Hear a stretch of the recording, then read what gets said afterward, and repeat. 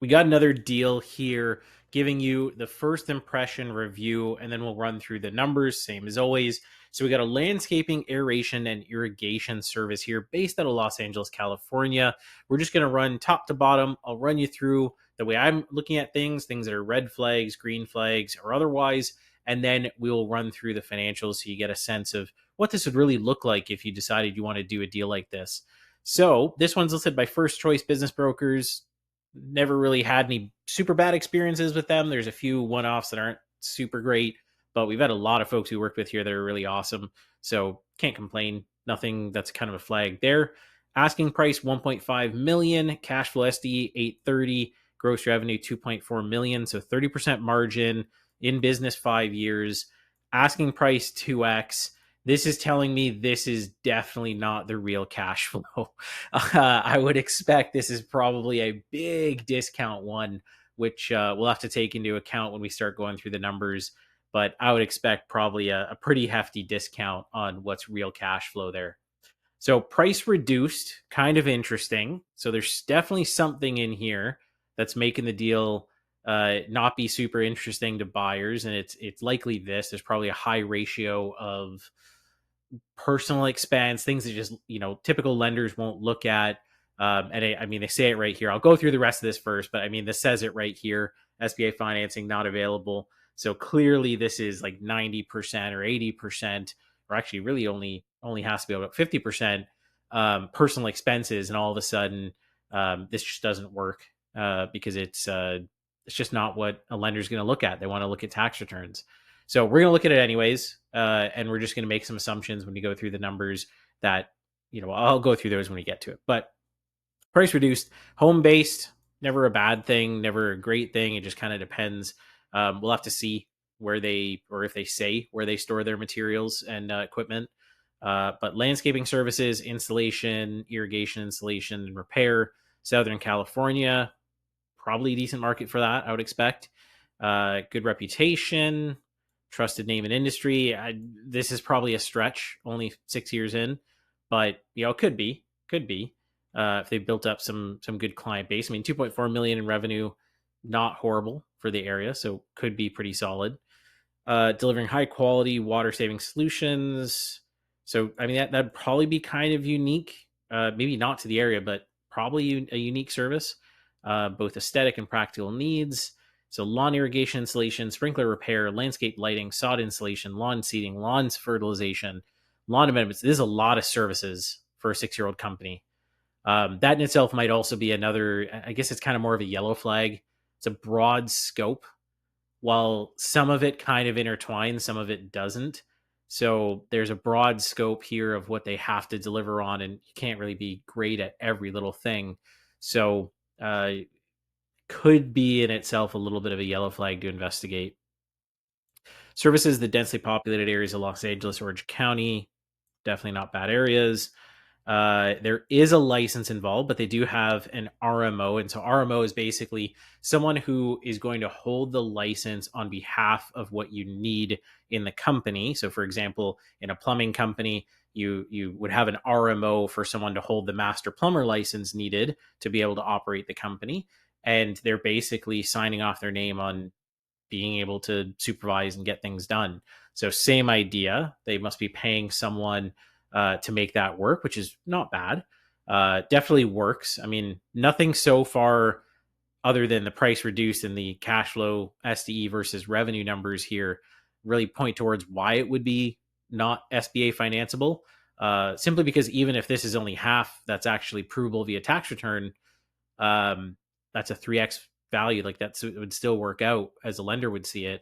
So this in itself, for me, I would say it's kind of a yellow flag, not quite a red flag, simply because this may just be the broker not knowing, and because he's not like he doesn't know, he doesn't want to go down the path of with buyers like that. Whereas, I mean, we do SBA deals all the time, we do conventional deals all the time, we do personal loan type deals all the time. We can pretty much instantly tell via tax return whether something is SBA financeable or not based on ratio.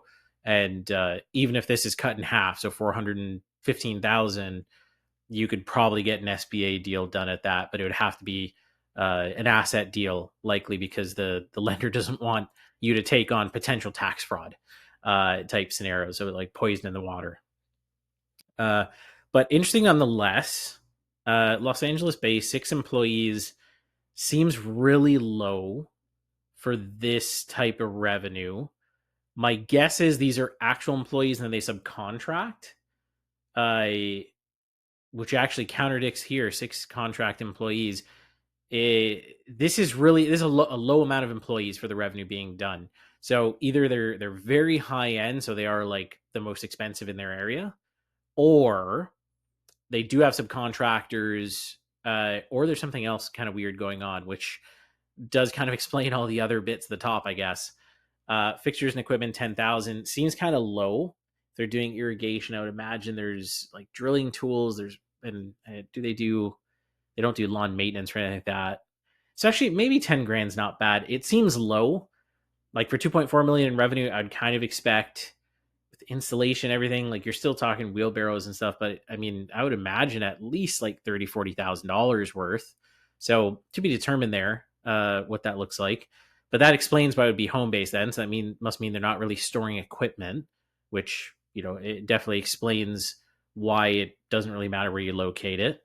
Hours of operation 7 a.m. to 5 p.m. Monday to Saturday, reasonable. And then California contractor license C27. My guess is this is what's being RMO'd up here. However, they shouldn't really need to call it out again here unless this is maybe a separate license beyond this one. So I guess to be determined there. But my expectation is that's already covered by this RMO, responsible managing officer. Support 30 days. I mean, brokers love to put that, but that's definitely not enough time. Selling, reason for selling, relocating. I wouldn't say it's a good enough reason. The main reason I would say that is it's 2.4 million in revenue. Cash flows is they're seeing it's 30%. There's enough room in there to promote a trusted employee and hire and bring someone in. And even at this price, give them equity or say, hey, like give me 50 grand or 100 grand and buy in some equity so you have skin in the game.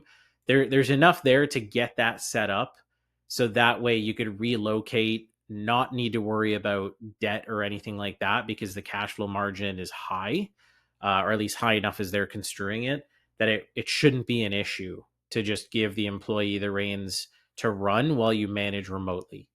If this was a tighter margin scenario, or it was kind of a scenario where you're not just dealing with people labor, I could see that when you're relocating out of state or something, then that's a big deal. Or if this is like relocation because there's health issues, things like that, where it's immediate. But if you have like 6 to 12 months to figure it out, that's more than enough time to hire, train, promote, and have all that handled with this level of cash flow margin and not even care if the business goes down 10 or 20%. It really should not be an issue with that. So that in itself to me is a yellow flag. Again, not quite a red flag. It just depends. Maybe they're under hired, which is probably where I would expect they would be. If that's the case, 6 employees, 2.4 million in revenue, this should really be, 6 plus several crews, or should be more like 10 to 12 employees. So there's a good chance they're understaffed, which is why their cash flow margins are where they are. So few elements at play here that definitely have to be taken, have to be looked at. But let's look at the numbers here. So asking price, put in the purchase price here, and this is just our quick vet calculator. So I'm just going to plug all the numbers in here. Cash flow 830,000 and revenue 2.4 million. So like I said, there's like zero shot they have a 30% net margin. It's not real. So cash flow discount, I'm going to apply 25%, and I think that might actually not even be enough. I think it might be more like 40 or 50%, but we'll see what it looks like with 25 because our calculator doesn't assume deals are that bad. So we'll do 25%. Working capital, I mean, there's not much in equipment here. And I would imagine this is including inventory to some extent. So my guess is they don't need to hold that much, but I can't say for certain. So what I would probably do, I mean, normally in a deal like this, especially when it's borderline to like not being SBA bankable and all that, at least as the broker sees it, we would always ask for working capital as part of the deal. So I'm going to say zero because I would probably ask the seller to be leaving 200 grand worth of working capital likely based on numbers here to make this work. I mean, basically, simple calculation is not going to be accurate whatsoever, but it gives you a rough, super rough estimate. Subtract 830 by 240, you're left with 1.6 million. Roughly, divide that by 12. Generally, you have expense in relation to that. So, call it 150, 200 grand would basically give you like a month and a half worth of working capital. Operator cost, like I said, it's probably understaffed. You probably do need to bring multiple people in, I would say. But for now, I'm just going to place in, for a landscaping company, probably like $125,000 for a solid operator, like a GM who knows their stuff, who potentially has some service management type experience. That would probably be reasonable for the area, especially with an equity incentive. And I'm going to assume you're putting your own 5% down on the deal because if it's already borderline for SBA bankable, bringing in an investor is it's going to be a tough pill to swallow for an investor. Calculate here and let's take a look. So what we got here, um, assuming a 10% seller note, you put up basically 150 grand. Um, Loans going to be 1.3 million. Annual debt service 213,000. This is after the 25% discount on this, because again, it probably should be 50%, but we'll go with this. Debt service ratio well over 2 times. So net cash flow, even after an operator, is $284,000. Very, very solid. And if you can get a better seller finance note, so even 20%, you're up well over 300,000 in net cash flow. And this one here is just to see what it takes to get to a 2 times debt service ratio. What that means is your cash flows cover the debt service requirements by a multiple of 2. So if your debt service requirements are 100 grand, we want to see 200,000 in free cash flow, right? So 200 grand divided by 100,000 is 2 times. So to hit that, you actually don't need any seller finance note, apparently. This says you can just get it there all in one, which I think is an incorrect calculation here. So something's wrong there. Actually, no, it's not, probably because the 5% down. Yeah, so actually that'd be correct.